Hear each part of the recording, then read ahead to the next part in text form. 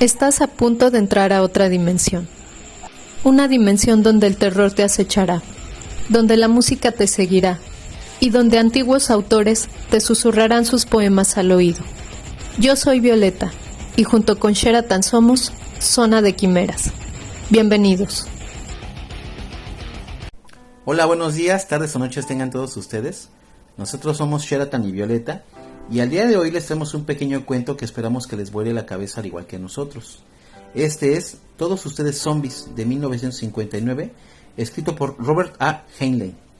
A las 22 horas con 17 minutos del día 7 de noviembre de 1970, en un bar de Nueva York, el bartender en turno nos narra, mientras lustra una copa de coñac, el arribo al bar de un hombre el cual denomina madre soltera. Le llama así debido a que el hombre se dedica a escribir historias para una revista enfocada desde el punto de vista femenino. Imagino yo que será como este tipo de relatos que solía haber en estas últimas páginas de la revista Vanidades, esto en los años ya 80s y 90s, hace muchos años, que estaban escritos por Corín Tellado y justo eran esto como pequeñas novelas que hablaban en primera persona de mujeres que se enamoraban y nos contaban de sus idilios, sus engaños y sus aventuras y todo esto con un pequeño toque pícaro y sensual, ¿no? No sé si las llegaste a leer. Tengo algunos ejemplares todavía de Vanidades viejitos, donde vienen estas novelas de Corín Tellado muy entretenidas, a mí me gustan mucho. Pues yo realmente nunca conocí, obviamente no compraba Vanidades, pero realmente pues sí, alguna de mis exparejas me comentó que un familiar suyo pues sí la llegaba a comprar única y exclusivamente por para leer la novela de Corín Tellado. Okay. Y imagino que son como las novelas eróticas o algo así, no lo sé, no tengo ni la más remota idea. Pero visto del punto de vista femenino justamente, claro. ¿No? Por eso me recordó esto. Y qué bueno, de todos modos en los 50 ya había pulps y este tipo de historietas y de cosas justamente como las que escribían también estos escritores de ciencia ficción, pero pues de otros géneros que entretenían a la gente de esta manera, ¿no? Con la lectura. Claro. Bueno, pues retomando, es así como comienzan a platicar y madre soltera le apuesta lo que queda de su botella a que no le creerá la historia increíble de su vida. El bartender le dice que apuesta una botella nueva. Es así que madre soltera comienza a platicarle acerca de cuando era una niña. Sí, una niña. Se crió en un orfanato, ya que ahí fue depositada siendo una bebé. Habiendo crecido, se convirtió en una adolescente poco agraciada físicamente. Posteriormente se enamoró de un hombre que la dejó encinta para después desaparecer. Los médicos al abrirla, en el momento del parto, se dan cuenta que tiene 2 pares de cada órgano reproductor de ambos sexos. Esto es como tipo hermafrodismo, ¿no? Habiendo terminado deshecho el femenino justo por el embarazo, los médicos deciden reasignarle el sexo masculino. Madre soltera, en aquel momento denominada Jane, desea con todo su ser tener y criar a su niña. Sin embargo, alguien ha irrumpido en el hospital y diciendo ser tío de la bebé, la ha sustraído.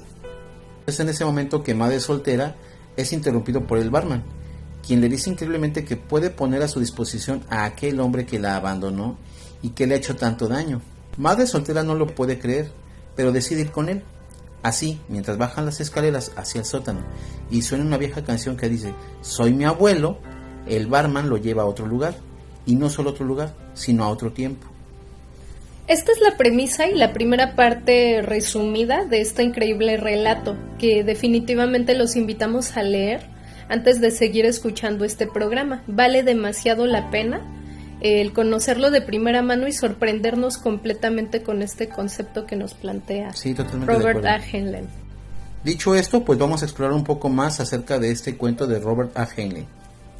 Bueno, pues siguiendo un poco con la historia, posteriormente y ya que han descendido al sótano, el barman aprovecha la incredulidad y sorpresa de madre soltera para activar la red de su máquina del tiempo. Es así que llegan a las 1030 horas del día 3 de abril de 1963 al edificio Apex.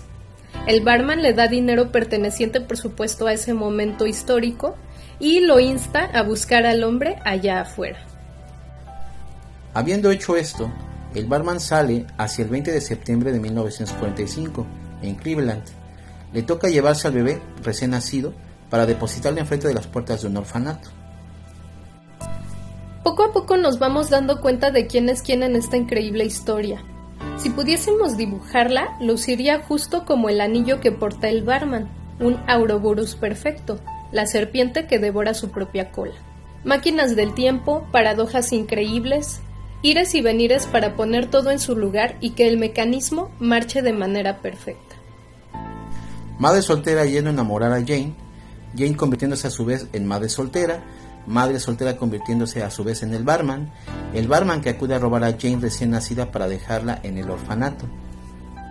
El barman finalmente convirtiéndose en aquel sargento que asignó y dio trabajo, un trabajo de saltos temporales, destinado para aquellos que se sienten desdichados, ideado para salvaguardar lo que más se pueda de la humanidad, como aquella guerra frustrada de 1963. Así es, una guerra que nadie recuerda porque nunca pasó realmente, o más bien sí pasó, pero regresaron en el tiempo para arreglar ese problema, ¿no? Así es. Pues este es un muy interesante concepto de paradoja que hoy en día vemos en muchísimas producciones, películas, series, pero que considero importante las nuevas generaciones conozcan de dónde han salido, desde cuándo. Este relato es del 59, claro, por ejemplo. Y pues originalmente estas ideas e historias increíbles que nos apasionan y maravillan tanto, ¿no?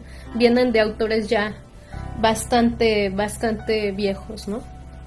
Y que justamente pues salían de estas pulps y de estas revistas, ¿no? Usualmente muchos de estos autores probaban empezar a publicar en estas revistas, ¿no? Donde salían, claro, este tipo de historias cortas de ciencia ficción y que pues tenemos muchos ejemplos, ¿no? Sí, claro, hay una gran variedad de ejemplos en cuanto a autores, sí, ¿no? Pero yo creo que pocos se fueron acercando a esta temática más de lleno, tratar de generar una base que pudiera generar un cuento o una historia completa. En este relato, al ver que Jane, madre soltera, el barman y el sargento son todos una misma persona en diferentes momentos del tiempo, nos encontramos al final del cuento estas palabras que nos hacen reflexionar un poco hacia la soledad del personaje. Vamos a leerlo. La serpiente que se muerde eternamente la cola. Yo sé de dónde he venido, pero ¿de dónde vienen todos ustedes, zombies? Sentía la inminencia de un dolor de cabeza, pero nunca tomo analgésicos.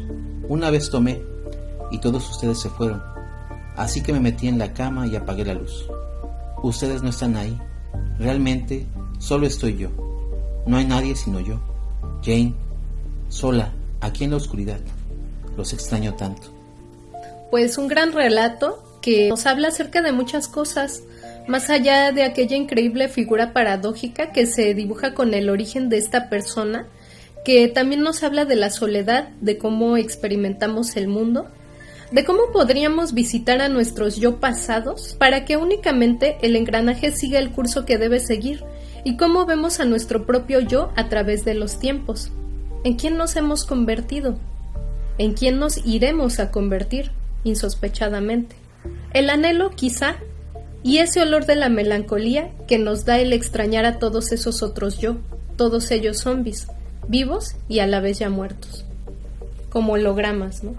Y bueno, pues me gustaría mucho conocer tu opinión acerca de este cuento, porque sé que te gustan mucho esta temática que es viajes en el tiempo, universos alternos, este tipo de cuestiones. Y pues me gustaría mucho saber tu opinión de un cuento que fue escrito hace ya muchísimos años, en 1951. Claro. ¿No? Bueno, pues para mí realmente es una historia bastante interesante. Me agrada mucho el hecho de que en este cuento se agregue una nueva forma de concepto para llevar este tipo de aspectos del viaje en el tiempo o de las paradojas temporales. En este caso es de 1950 el cuento, estamos hablando de hace muchísimo tiempo. Es del 59, ¿no? Así es, y se toma algo que se llama paradoja de la autocreación. Okay. ¿Qué es la paradoja de la autocreación? Pues bueno, en pocas palabras, es una situación donde un objeto, información o personas existen en el pasado porque ya fue enviado desde el futuro, creando un ciclo cerrado sin un origen real, es decir, nunca fue creado, solo se transmite en el tiempo para generar paradoja casual. Un ejemplo de esto, vamos a suponer que alguien viaja en el tiempo, quien sea, y le entrega a Beethoven la Quinta Sinfonía. Ajá. Okay. Beethoven escribe esta Quinta Sinfonía para que más adelante la persona vuelva a encontrar esta sinfonía y la regrese en el tiempo. Esa es un hecho que no se va a poder cambiar. Nunca se va a saber de dónde proviene la Quinta Sinfonía, quién la escribió antes de Beethoven, cómo es que esa persona que viajó en el tiempo le entregó la Quinta Sinfonía a Beethoven. Sí, ¿de dónde salió? Exactamente. Sin embargo, este tipo de ciclos se van a repetir una y otra vez. No va a haber forma de saber en qué momento fue creado. Simplemente fue creado. De eso se trata este tipo de paradoja y es muy compleja. Pero es muy interesante que lo incluyan en este tipo de historia. A mí me gustó mucho porque la forma en la que está mezclada es bastante interesante, es bastante intensa. Para las personas que nos gusta este tipo de temática, pues nos abre un mundo de posibilidades para poder hablar, ¿no? Para poder conversar acerca del tema.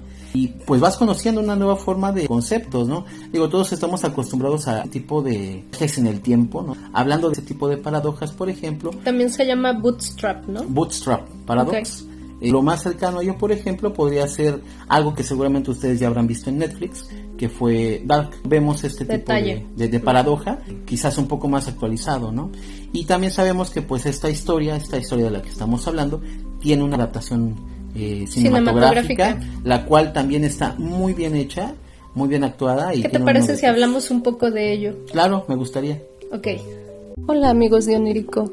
Hoy les quiero enseñar este juego de gargantilla y anillo que me regaló Sheraton el día de San Valentín. Está hecho en acero inoxidable a mano y las piedras son granate estrella. Originalmente me lo dio con esta cadenita que también se ve muy bonito. ¿Qué opinas? ¿Te gusta? Recuerda que puedes pedir cualquier cosa que te agrade y nosotros trabajamos a mano, también personalizado. ¡Saludos!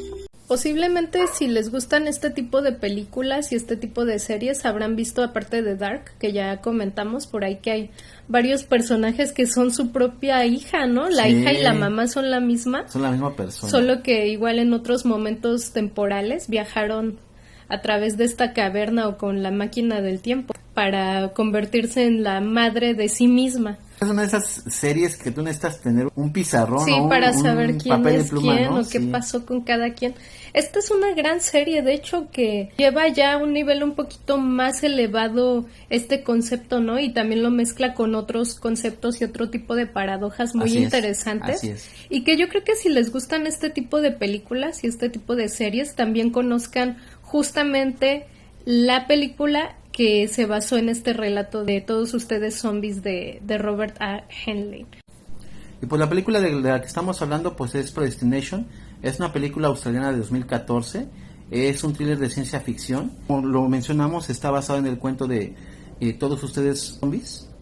Y bueno, pues los protagonistas son Ethan Hawke, Sarah Snook y Noah Taylor. Y es una película bastante interesante que lleva perfectamente el cuento a la película. Pues es una adaptación muy, muy bien hecha. Le pone ahí también un extra, ¿no? Tiene un extra de esto del Fizzle Bomber, este detalle, pero en sí lo que es el relato principal lo hace de una manera genial, ¿no? Les recomiendo mucho ver la película y también leer el relato, ¿no?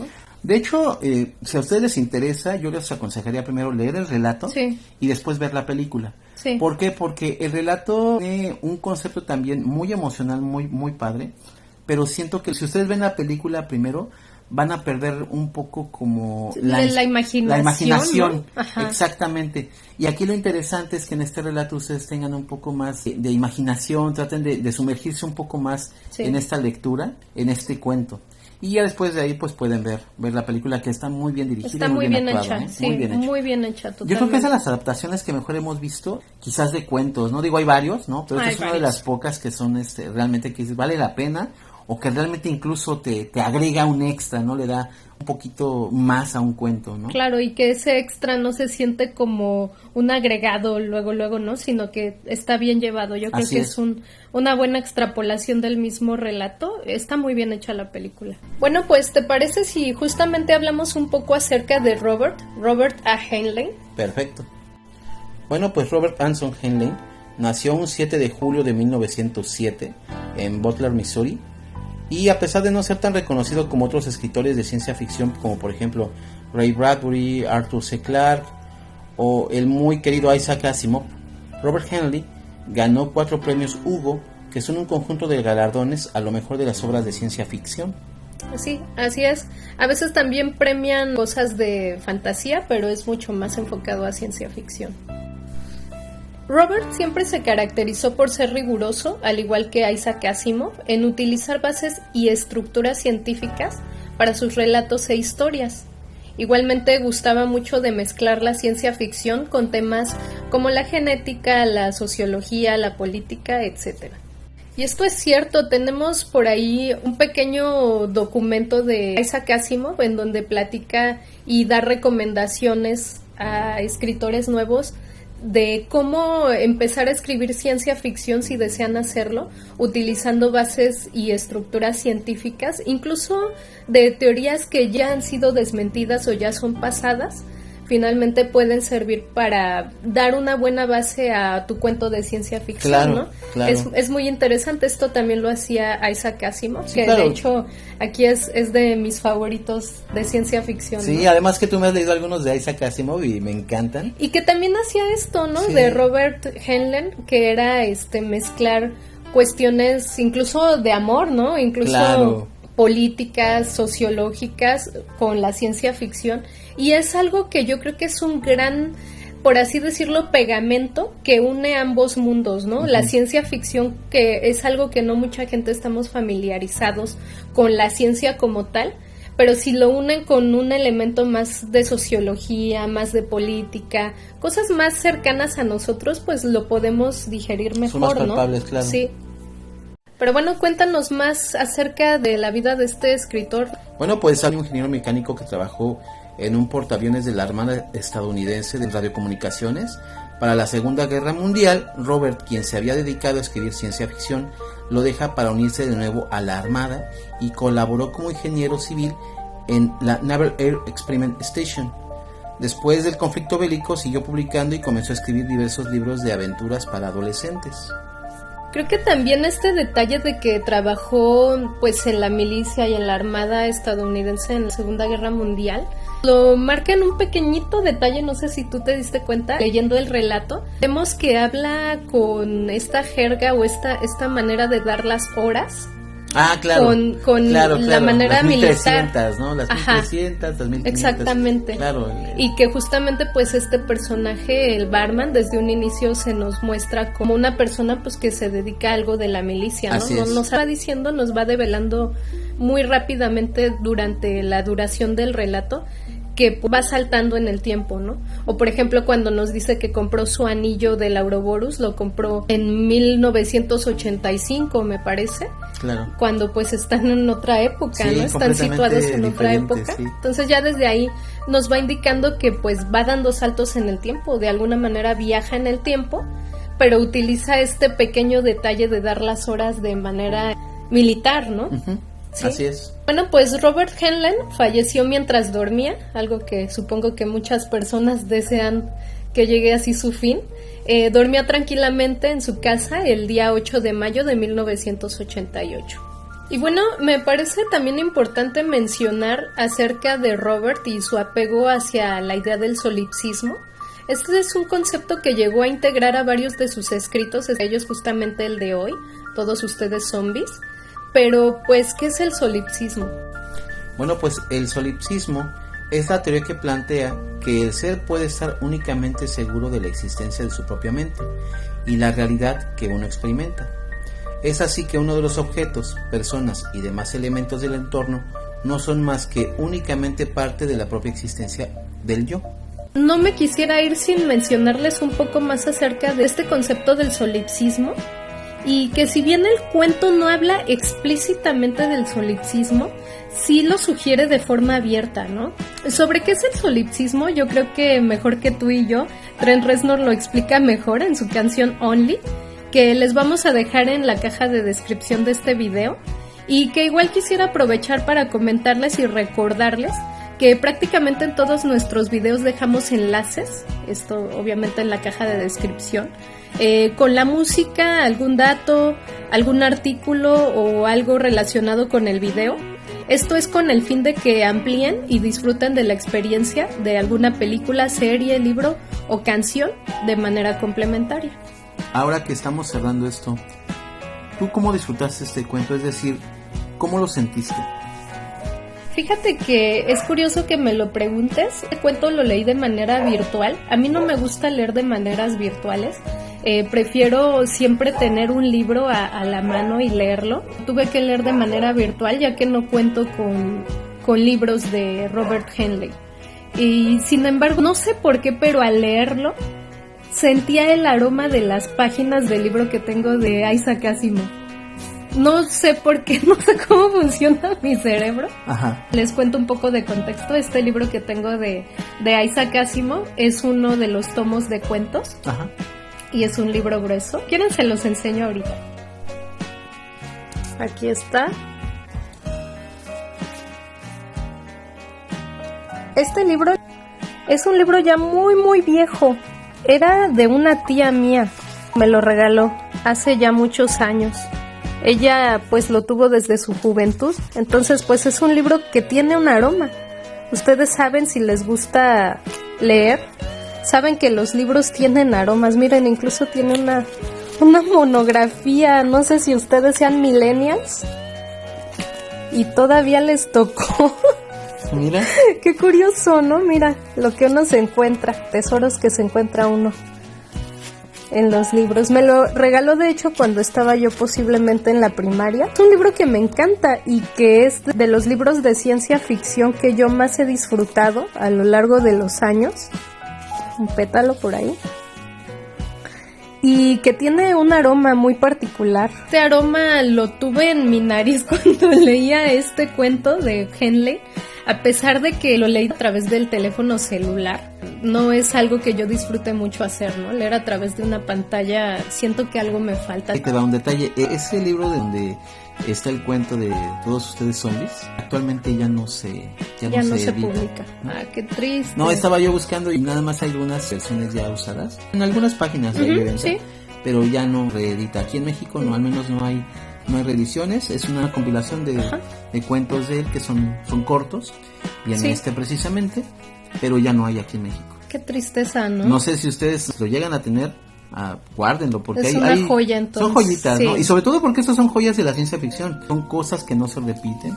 Son elementos que llegan a agregarse a la ciencia ficción moderna. Queda totalmente, ¿no? Sí, y forman sí. parte de todos esos hilos de la ciencia ficción. A mí me encantan todas estas temáticas de paradojas. Me gustaría cerrar preguntándote cuáles fueron tus primeros acercamientos a la ciencia ficción y cuáles son los que más has disfrutado, ya sea leídos, escuchados, visto en alguna serie o película. En algunos cuentos, pero realmente lo más cercano a esto fue cuando la serie de Dark. Obviamente ya habíamos visto películas como Coherence, por ejemplo, o Triangle. Muy buenas, chulada. Muy buenas, definitivamente nos volvimos fans. Y también pues, algunos cuentos de ciencia ficción, algunas series animadas, pero más compleja, precisamente la de Dark y Coherence, que son de las más intensas, ¿no?, que hemos podido disfrutar. O incluso tuvimos la oportunidad de seguir a un creador de contenido que se dedicaba únicamente a subir temática, a explicar películas, ¿no?, de temática de este tipo, yo ¿no? creo que tenía Viajes tiempo de sobra tiempo. Porque hasta te armaba un pizarrón para escribirte. Les ¿no? vamos a dejar su canal en la parte de hace la mucho descripción. No sube, hace más de un año que sí, no sube. pero igual pues pueden visitar las películas sí, que él tiene le temática. explicó. Sí. No, y lo hacía de una manera increíble en la que veía pequeños detalles, ¿no? Sí, hasta lo hacía genial. Quien no le entiende este tema, aquí le entiende. Sí. Y bueno, en tu caso, ¿cuándo fueron tus primeros acercamientos a este tema o a películas o series? Bueno, pues como ya lo vieron, fue con Isaac Asimov. Yo es un autor que le tengo mucho cariño, porque sí, justamente lo empecé a leer siendo bastante niña, posiblemente en quinto o sexto de primaria, yo creo. Y para la secundaria pues ya era yo bastante fan de Isaac Asimov. Y sin embargo, fíjate que es curioso porque sus películas, las películas que están basadas en muchos de sus más famosas obras, muchas no las he visto o las vi ya mucho más mayor contigo, de hecho, ¿no? Por ejemplo, El Hombre Bicentenario, la vi hace 5 años, yo creo, ¿no? Apenas contigo la vi, ¿no? Entonces, menos en mi experiencia, leer un libro les va a dar una perspectiva diferente a que vean las películas o las series. Si hacen las dos cosas, yo creo que les va a gustar mucho. Y se complementan, ¿no? Además creo que te permite incluso tener una crítica más amplia sobre lo que ves o lo que lees, ¿no? Así es, sí, y también pequeños detalles que a veces por el tiempo, por la producción también, que a veces serían muy caros, ¿no? Replicarlos en una pantalla, puedes leer en el libro y pues tu mente sí lo va a poder producir, ¿no? Claro. Entonces, lean los libros, en mi caso fue Isaac Asimov, mi primer acercamiento, y pues posteriormente mis películas favoritas de este tipo yo creo que está Coherence en primer lugar, me gustan muchas otras, la serie de Dark me encantó, es una serie que tengo ganas de volver a ver, ¿no? Para volverme a quebrar la cabeza, aunque obviamente muy posiblemente no sea igual que la primera vez. Sí, claro. Pero igual, ¿no? Le tiene uno ese cariñito que te dan ganas de volverla a visitar de vez en cuando, ¿no? Así es. Bueno, ya por último, ¿con qué mensaje te quedas de este cuento? Híjole, es complicada esta pregunta porque pienso mucho en esta situación del solipsismo. Uh-huh. Y de la verdadera soledad, ¿no? Esta posibilidad de que no haya nada alrededor tuyo y que solo sea estas fabricaciones que son necesarias para la experiencia humana y para la experiencia única de solo un ser, ¿no? Por ejemplo, Coraline, cuando la bruja le crea el mundo y le dice, pues más allá no hay nada, y dice, solo creo lo que sabe que te interesa, ¿no? Este tipo de conceptos que si bien obviamente no es lo mismo, sí te hacen pensar mucho, ¿no? En qué tanto es real de lo que experimentamos. Este tipo de cosas de la subjetividad y la objetividad me hace pensar mil cosas, o sea, realmente creo que este cuento se presta mucho para eso, ¿no? Claro. Mucho para que te preguntes muchísimas cosas acerca de la sensorial, acerca mil preguntas filosóficas, yo creo que es muy amplio. Hacerte muchas preguntas a ti mismo, ¿no? Para mí, por ejemplo, el concepto de la soledad que se ve en este cuento, no tanto por las teorías, no tanto sino realmente por la pregunta, ¿no? De quién soy yo y quiénes son ustedes. Es el que siento que podemos percibir, y yo creo que todos lo vamos a percibir de manera diferente. Sí, creo que totalmente. También depende la etapa en la que nos toque leer esto, ¿no? Nos toque ver esto. Y tú películas con algún tipo de concepto filosófico tienen una forma diferente de tocar a cada persona, no solamente porque cada persona sea diferente, sino porque vivimos etapas completamente distintas. Fíjate que me encanta esto que acabas de decir, porque revisitar una obra conocer una obra a cierta edad y revisitarla en diferentes momentos, y es lo mismo, de hecho estás hablando hasta de lo mismo, ¿no? Es como de cómo vería Madre Soltera, cómo la vería Barman, cómo la vería El General, ¿no? Sí, claro. Entonces es que vemos somos las distintas, todos, exacto. ¿sí? Somos todos la misma persona realmente. Exacto. ¿Cómo la vería esa otra persona del pasado, no? ¿Cómo la vi yo siendo una niña leyendo estos cuentos? Es muy increíble esto que mencionas, me encantó tu comentario. Sí, creo que es una de las cosas que vamos a disfrutar en este tipo de lecturas. Sí. O en este tipo, la adaptación al cine es muy buena. Sí. Y son cosas que nos van a hacer pensar, ¿no? Cuando nos queremos introducir un poquito más a la filosofía o simplemente a pensar en yo, que pues simplemente desde pensar en el yo ya estamos filosofando, pues ya estamos hablando de ese tipo de temas, y aquí nos deja ese mensaje, o al menos esa es mi observación, ¿no? Así es. Y bueno, pues por nuestra parte es todo. No sé si ahora tú quieras agregar algo, Violeta. Pues nada más también esto de que me hace pensar en dibujos, ¿no? Posiblemente en patrones o en diseños matemáticos que posiblemente también se puedan hacer a partir de estas paradojas, ¿no? Pienso también en las escaleras de Escher o en estas obras que hacía Escher, y que también se podrían representar con una historia muy similar, que deberíamos, ¿no? Con de estas paradojas. Deberíamos de tener algún listado lleno de paradojas, quizás cuentos o películas que tengan paradojas para que ustedes disfruten, más y les explote de esto. la cabeza como palomita de maíz. Lo que me parece también increíble es cómo se puede dibujar una paradoja y que a la vez nosotros no sepamos bien de dónde salen o qué fue primero, este tipo de cosas, pero se pueden dibujar, ¿no? Claro. Entonces me parece increíble que matemáticamente funcionen de alguna manera, ¿no? Claro. Igual, otra que les recomendamos y que seguramente vamos a traer es Donnie Darko.